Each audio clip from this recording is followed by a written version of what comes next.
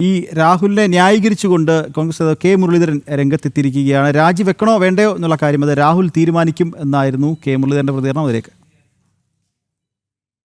അറസ്റ്റിലേക്ക് കടക്കുമ്പോൾ അപ്പം ആലോചിക്കാൻ കാര്യങ്ങൾ.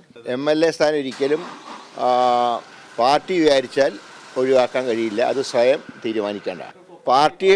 പാർട്ടിയുടെ ഔദ്യോഗികമായിട്ടുള്ള ഒരു ചടങ്ങിൽ അദ്ദേഹം പങ്കെടുക്കുന്നില്ല. പാർട്ടി നേതാക്കളുമായിട്ട് വേദിയും പങ്കിടുന്നില്ല.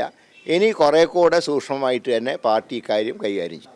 അല്ല, അതൊക്കെ അദ്ദേഹത്തിൻ്റെ സംരക്ഷണം ഒരുക്കേണ്ട അദ്ദേഹം തന്നെയാണ്. പാർട്ടിക്കല്ല ഒരു ഉത്തരവാദിത്വം. അതിനെക്കുറിച്ച് ഞങ്ങൾ അഭിപ്രായം പറയേണ്ട ആവശ്യമില്ലല്ലോ. ഞങ്ങൾ സസ്പെൻഡ് ചെയ്ത ഒരാൾ ഒളിവിലാണോ നേരിട്ടാണോ എന്നൊക്കെ ഞങ്ങൾ അന്വേഷിക്കേണ്ട കാര്യമില്ല.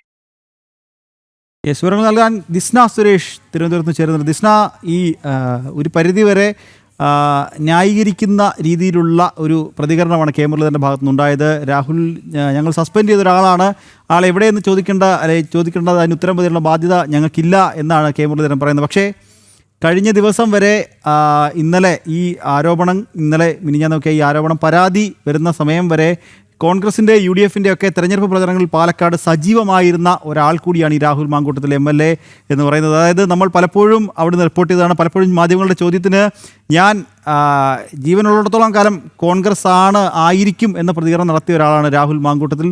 അതായത് ഇന്നലെ വരെ തെരഞ്ഞെടുപ്പ് പ്രചരണത്തിലടക്കം സജീവമായി നിന്നിരുന്ന ആളിനെ നേരത്തെ ഞങ്ങൾ സസ്പെൻഡ് ചെയ്തു, അതുകൊണ്ട് ഞങ്ങൾക്ക് അയാളുമായി യാതൊരു ബന്ധവുമില്ല എന്നാണ് ഇപ്പോൾ കെ മുരളീധരൻ പറഞ്ഞു വെക്കുന്നത്. ദിസ്ന സുരേഷ് തിരുവനന്തപുരത്ത് ചേരുന്നത്. ദിസ്ന, രാഹുലിനെ ന്യായീകരിക്കുന്ന ഒരു പ്രവണത കോൺഗ്രസ് നേതാക്കൾക്കുണ്ട്. ഇപ്പോൾ അത്തരത്തിലൊരു പ്രതികരണമാണ് കെ മുരളീധരൻ്റെ ഭാഗത്തുനിന്നുണ്ടായിരിക്കുന്നത്, അല്ലേ?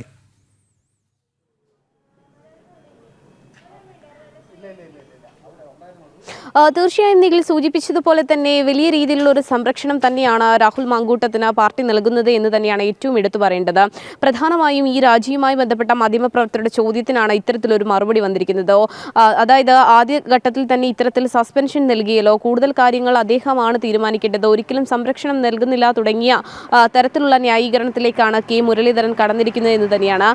മാത്രമല്ല ഈ പാർട്ടിയിൽ, അതായത് ഈ പരാതിക്കാരി ഏതെങ്കിലും തരത്തിൽ പാർട്ടിക്ക് നേരിട്ട് ഇതുമായി ബന്ധപ്പെട്ട മറ്റ് പരാതികൾ നൽകിയിട്ടുണ്ടോ എന്ന ചോദ്യത്തിന് അത്തരത്തിൽ പരാതി നൽകിയിട്ടില്ല എന്നൊരു വിശദീകരണം കൂടി നൽകുന്നു. അതോടൊപ്പം തന്നെ ഹൈക്കമാൻഡാണ് ഇതിൽ കൂടുതൽ തീരുമാനമെടുക്കേണ്ടത്, സണ്ണി ജോസഫാണ് കൂടുതലായി ഈ കാര്യങ്ങളുമായി ബന്ധപ്പെട്ടുള്ള കൂടുതൽ തീരുമാനമെടുക്കേണ്ടത് എന്നൊരു കാര്യം കൂടി മുരളീധരൻ പറഞ്ഞു വെക്കുമ്പോഴും രാഷ്ട്രീയ ലക്ഷ്യം മുൻനിർത്തിയാണ് ഇത്തരത്തിലൊരു പരാതിയുമായി ഇപ്പോൾ യുവതി, അതായത് നമുക്കറിയാം ഈ വിഷയവുമായി ബന്ധപ്പെട്ട് ഇപ്പോൾ പരാതി നൽകിയിരിക്കുന്നതിന് പിന്നിൽ രാഷ്ട്രീയ ലക്ഷ്യമുണ്ട് എന്നൊരു കാര്യം കൂടി ഈ കോൺഗ്രസ് നേതാക്കൾ മാധ്യമങ്ങളോട് വ്യക്തമാക്കുന്ന ഒരു സാഹചര്യത്തിലേക്ക് കടക്കുന്നു.